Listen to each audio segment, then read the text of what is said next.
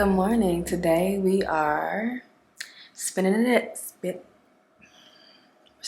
the day together, and I'm gonna be sharing like habits that really just transform my life and my mind. Because honestly, I'm in desperate need of the reminder. So let's get it.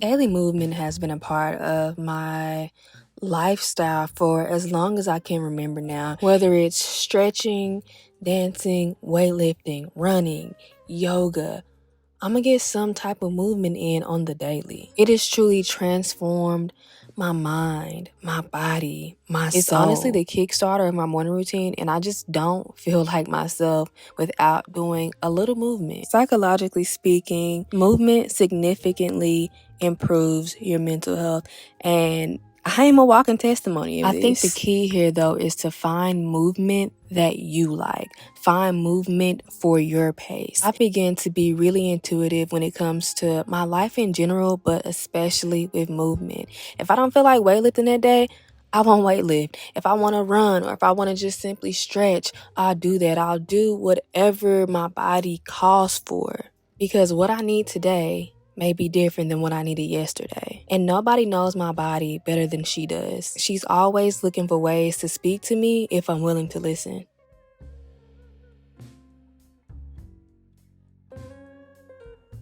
Admittedly, intentional consumption isn't something that has always been a part of my life. With so many things calling for our attention, so many apps, so many things to get into, it's easy to get lost in a sauce. Sometimes I feel like my head is about to explode with the amount of information that is thrown at me. So I've made it a priority to make sure I'm very intentional with what it is that I'm consuming on a daily basis. Intentional consumption looks like a lot of different things. Social media detoxes, no phone before 8 a.m. or after 8 p.m., limited access to myself by other beings, as well as intentionally consuming things that feed my soul. Lately, I've been spending a good amount of my free time intentionally consuming on Skillshare. Skillshare is the largest online learning community for creatives with thousands of classes led by industry pros across film, illustration, design, freelance, productivity, and more. I'm someone who is mindful in my day-to-day life and super intentional with my energy, and I just hope that continues to show through the content that I put out. That being said, I've really been indulging in Speak Your Truth, mindful content creation for YouTube with Hines, as well as Thomas Frank's Productivity for Creatives class. As an intentional creative, I have my own way, my own flow of doing things, but I always think it's so interesting and intriguing to see how other creatives, especially ones that I admire, it's interesting to see how they do things. It always feels good and elevating, if I might say, to add new things and new tips and tricks into my routine, into my creative routine. Although I've learned that the best thing you can do for yourself when it comes to content creation and just being a creative in general is to just show up as you are, as your most authentic self. It's always super inspiring to hear from other creatives as well. If you've been looking for new ways to intentionally consume and spend your free time, Skillshare might be the place for you. The first 500 people to use my link in the description will receive a 1-month free trial of Skillshare. Thank you, Skillshare, for sponsoring this video. Eating well is something that has been important to me for a really, really long time. It's like the glue that, quite frankly, holds my life together. It's literally my backbone. A long time ago, when I was probably 17 years old, I started having some really bad gut issues. And although it took me a while to get to the point where I'm at now, that's honestly where my health journey started. If you're not a stranger here, you've seen me make this smoothie. You've seen me make this smoothie 50, 11 times. And let's be clear, I'm a foodie, 1. Number 2, this tastes absolutely amazing. But also, it genuinely makes me feel good. If this didn't make me feel good, I would not be eating it. I would not be drinking this day after day after day after day. And eating well, it looks different for everybody. Eating well may not look like this smoothie for you. Eating well may look like something else. So, a part of this nutrition and eating well journey for me has also been paying attention to how I feel despite what, the latest trend is, the latest fad diet is, despite what anybody else is eating. I'm going to pay attention to my body and be mindful of how this particular thing made me feel. And doing that, I've been able to create. I mean, I didn't create the food. So I guess it's curate. I've been able to curate a lifestyle that works for me. When I don't eat well, like for example, yesterday I ate out. I ate Chinese food, which again, the flavor is impeccable, but it didn't have a good effect on my body. I actually ended up skipping dinner because my stomach was hurting and I was just so full from lunch. It takes a huge toll on my body when I don't give her what she needs. So, prioritizing eating well, of course, balance is super, super important, but prioritizing eating well has, again, it's the glue that keeps my life together. It makes me feel good. I feel like I have more clarity. I feel like I'm able to move in this world how I need to move in this world. You know what I mean? Yeah, eating well. In whatever capacity that looks like for you. I feel like when it comes to eating well, people try to jump from step A to Z, but you got to start somewhere. And I always say, cooking at home is the first step. Like, regardless of what it is you're cooking, regardless of what diet it is that you're following or what lifestyle that you're following, cook at home.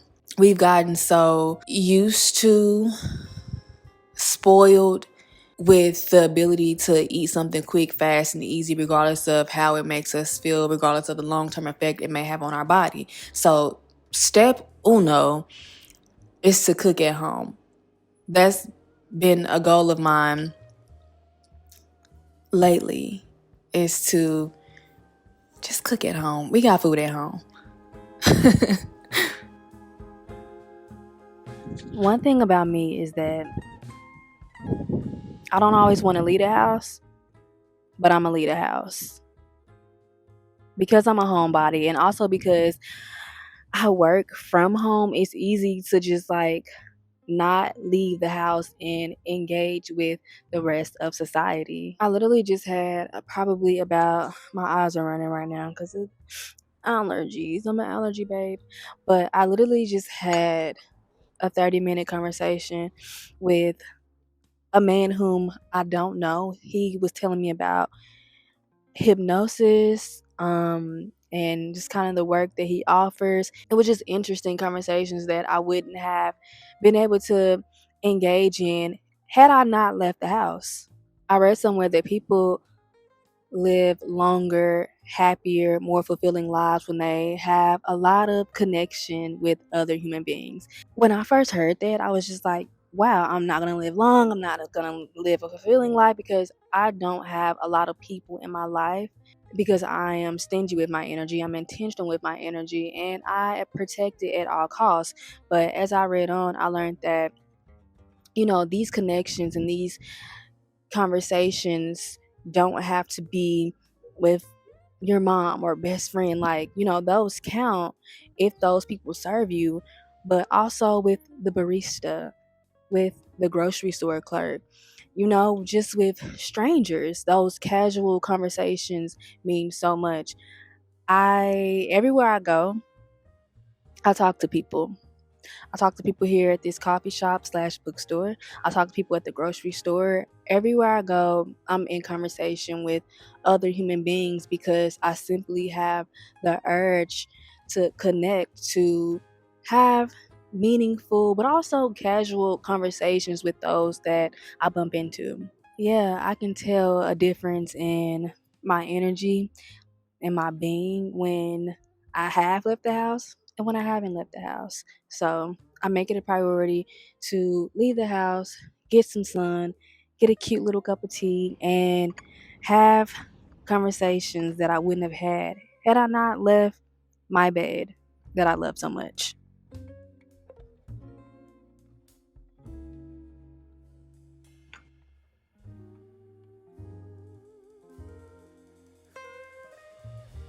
Being in a space as beautiful as this one isn't necessarily a prerequisite for journaling, but I can't lie. It does amplify the experience. I've been coming here a whole lot lately, especially since spring has come. I really enjoy being able to soak up some sun, ground myself in nature, and so it's just really been romanticizing my journaling sessions. I've been journaling for, okay, when? But I've been journaling for years now. And it's one of those things that completely transformed my relationship with myself. I really was able to verbalize a lot of my feelings through the pages of my journal. Before that, I don't think I ever really sat with myself and sat with my thoughts. And through journaling, I've been able to not only understand myself, but express myself to the ones I love and also the world. And I know journaling is it's cute. It's real cute. It's portrayed as this really cute thing. But honestly, I've had some breakdowns and some breakthroughs simply through the pages of my journal. I'm literally be ugly crying. I be laughing. Because if you think about it, it's a conversation with self. It's your internal dialogue out on a piece of paper. More recently, I found myself audio journaling. I've mentioned audio journaling in other videos, and a lot of people, it piqued a lot of people's interest. But simply, all it is recording yourself talking to self on your phone, on whatever device that is available for you. My standards. I hope the wind don't take us away, but I find audio journaling to be more convenient for me, especially like when I'm driving. I feel like it takes more work. Don't get me wrong, I still do this sometimes, but I feel like it takes more work. It takes more thought to sit down and journal versus pulling out your phone or whatever. I'm trying to talk too fast, or whatever device you have with you. It's easier to just put out and just say what's on your mind. A lot of times we don't have people to talk to in our lives, or people or places that we feel safe with to express our feelings. And I feel like that allows us to not express ourselves at all, not check in with ourselves at all. So simply pulling out your phone and saying whatever is on your mind. I find that especially like if I feel super overwhelmed, and then if I'm on my way somewhere in my car or wherever, I pull out my phone, pull out my voice memos, and I just talk to myself about how I'm feeling. And after that conversation with self, with God, with the universe, with my ancestors, with my angels, I feel so much better. It feels like a weight lifted off my shoulder. So, yeah, journaling literally changed my life. Last but absolutely not least, I like to go to bed at a good time. I think the importance of getting the proper amount of rest is underestimated in today's society. I know a lot of us are in grind mode, myself included, but I can't move in this world how I need to move in this world. I can't, have the amount of clarity that I need to work on the different projects that I have if I have not had the proper amount of rest. So much of society is sleep deprived, and we need to honor ourselves and honor our bodies and give ourselves the sleep, the rest that we rightfully deserve. Because let me tell you, one thing for sure, two things for certain, I'm going to get my sleep. I'm going to sleep. Yeah, thank you so much for being here. Thank you for spending the day with me and pretty much resetting, reminding ourselves why it is we do the things that we do. What are some habits that transform your life and that are a non-negotiable for you?